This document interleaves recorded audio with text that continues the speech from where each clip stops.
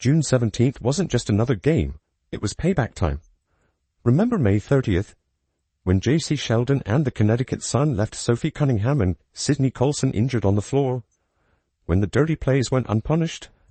Well, the Indiana Fever remembered everything. And when Sheldon poked Caitlin Clark right in the eye during this rematch, something snapped. What happened next will show you exactly why you don't mess with Clark's teammates, because Sophie Cunningham was about to deliver the most satisfying flagrant foul you've ever seen. Picture this. May 30th, Indiana Fever versus Connecticut Sun, and everything went wrong for the Fever in the worst possible way. The game started normal enough, just another matchup between two WNBA teams fighting for position. But the Sun came out with a level of physicality that crossed the line from competitive to dangerous. You could feel the tension building from the opening tip. Sophie Cunningham went down first with what looked like a deliberate hit. The contact was hard, too hard for what should have been routine basketball. Then Sydney Colson got hurt in another questionable play that had everyone asking what exactly was happening out there. The worst part? J.C. Sheldon was right in the middle of both incidents, playing with the kind of aggressive style that makes your blood boil. Here's where the college history comes into play. Sheldon and Clark had been going at each other since their Iowa versus Ohio State days. Back in college, Sheldon made it her mission to get under Clark's skin every single time they faced off on the court. She would shadow Clark everywhere, bump her on screens, talk trash during dead balls. This wasn't just basketball anymore. This was personal. Her mortal enemy. Her mortal enemy. Took out a player. J.C. Sheldon. Caitlin Clark's mortal enemy. J.C. Sheldon. The referees that Mayday seemed to let everything slide, like they were watching a completely different game than everyone else. Hard fouls went uncalled. Dangerous plays got ignored. Clark had to watch her teammates get hurt while Sheldon walked away without so much as a warning from the officials. The frustration was building with every possession. The Fever fought hard but lost that game, 85-83. But more importantly, they lost two key players to injuries that could have been prevented if the officials had controlled the game properly. Sophie Cunningham and Sydney Colson were hurt, and their absence would be felt in the games that followed. This is a reckless play. This is reckless. It is dangerous. There is not, and this angle makes it look even worse. It is dangerous. Like Sid Colson is between her and the ball. Sid Colson is in fact between J.C. Sheldon and the ball as she dives through her knee. It wasn't even called as a foul. It wasn't even called as a foul. You could see it in Clark's eyes after that loss. The way she looked at Sheldon during the handshake line. The way she answered questions in the post-game interview. This wasn't over, not by a long shot. The Fever would remember this game, remember who caused the injuries, and remember that the officials let it all happen. June 17th couldn't come fast enough. June 17th arrives, and Clark is back from her quad injury, and after a dominant win against the then undefeated New York Liberty, ready to face the Connecticut Sun again. This was her second game back after 3 weeks away from the court. You can tell she remembers exactly what happened last time. The way she walks onto the court, the way she looks at the Sun players during warm-ups. This isn't just another game for her. The game starts with that familiar tension hanging in the air. Sheldon is guarding Clark like her life depends on it, getting way too close for comfort. She's shadowing Clark on every possession, bumping her on screens, doing all the little things that make basketball ugly. This is the same aggressive style that hurt Sophie Cunningham and Sydney Colson back in May. Everyone in the arena can feel what's coming. Third quarter hits, and here comes the moment that changes everything. Clark is bringing the ball up court when Sheldon comes over to defend. She goes for what looks like a steal attempt, but her finger goes straight into Clark's eye. The contact is immediate and obvious. You can see Clark's head snap back from the impact. Clark immediately grabs her face, and you can see the pain and anger mixing together as she realizes what just happened. She's squinting, trying to clear her vision, but you know she's thinking about more than just the physical pain. This wasn't an accident. This was the same player who hurt her teammates, now coming after her with the same dirty tactics that went unpunished before. Clark does what any competitor would do. She pushes back, literally pushing Sheldon away from her after getting poked in the eye. It's a natural reaction when someone just jabbed their finger into your eye socket. Any human being would react the same way. The crowd erupts because everyone saw what really happened, But somehow the referees are about to make this whole situation worse. Clark is standing there holding her eye, clearly the victim of a dangerous play. But the officials are reaching for their whistles.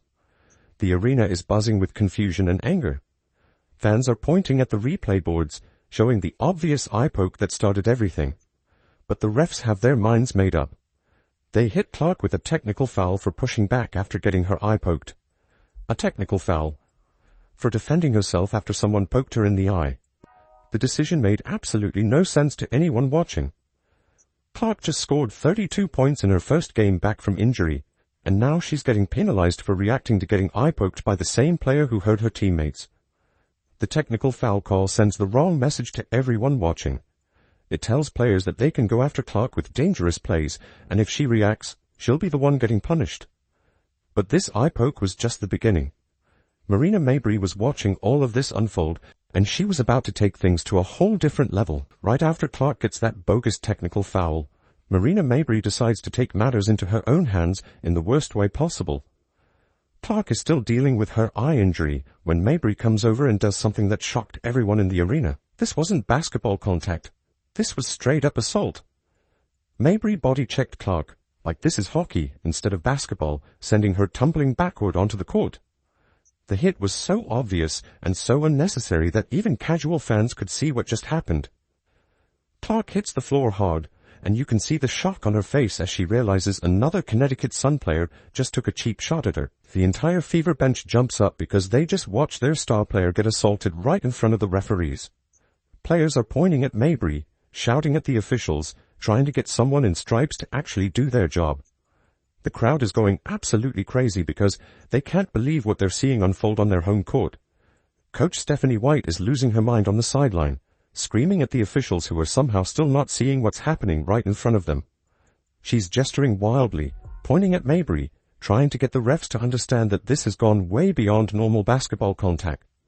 White knows her player just got targeted again, and the officials are about to blow another call. Now after this, you guys, of course, the referees are going to review the play because that's a lot of contact going on right there. That's a lot of unnecessary contact. That's a lot of non-basketball contacts happening during this play, right? So the three referees that I like to say, they got them straight out of Sephora because I don't think these referees have ever refereed a professional basketball game in their life. They took these referees, they were at the monitor, they looked at it for, I'm not even exaggerating, guys, like 15 minutes.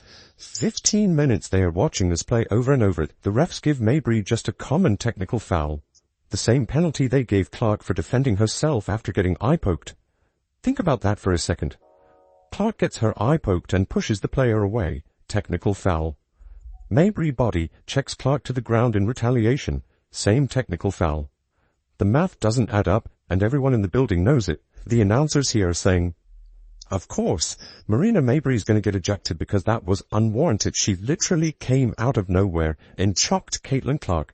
There should be a flagrant one, of course, on J.C. Sheldon because she swiped her and hit her in the eyeball. Whether it is intentional or not, you can still have a flagrant foul called on you whether you are trying to intentionally hurt somebody or not. But this is what they called, you guys. This is what they called. Caitlin Clark, Marina Mabrey, Tina Charles were assessed with technical fouls on Tuesday. Caitlin, Marina, and Tina Charles. Technical fouls, that's it. Technical fouls, that's it. And J.C. Sheldon was assessed with a flagrant 1 foul, and no players were ejected. White goes off in the post-game press conference. When the officials don't get control of the ball game, when they allow that stuff to happen, and it's been happening all season long, this is what happens, right?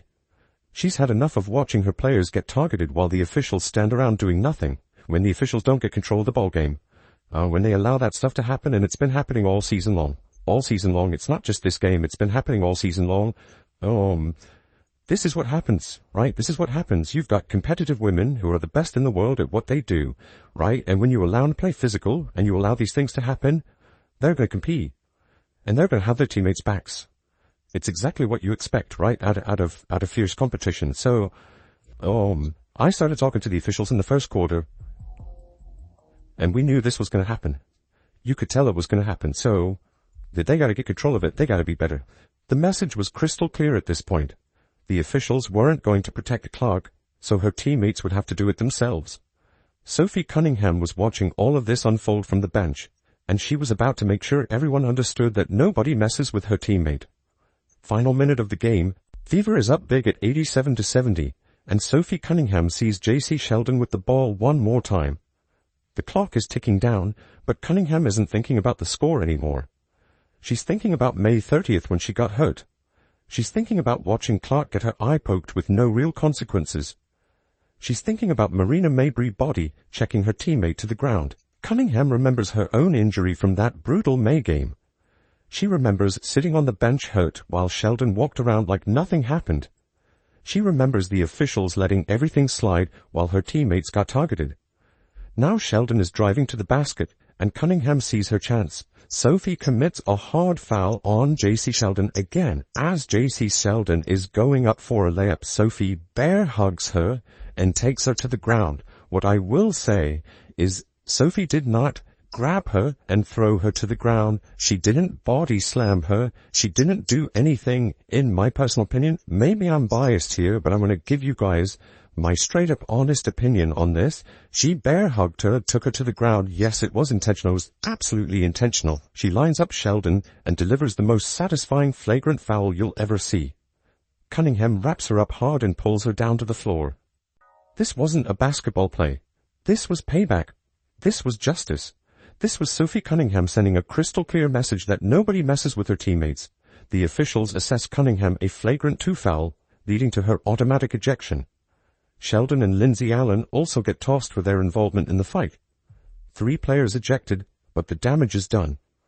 Justice finally got served on that court. It was, to me, payback for what was happening the entire game, but she did it in a way that she wasn't going to injure JC. She was just making it known, like, if the refs aren't going to handle it, I will handle it. We'll take care of it, but this is not what you're going to do. When you come into our house, it was an intentional foul. It was a hard foul. She brought her down.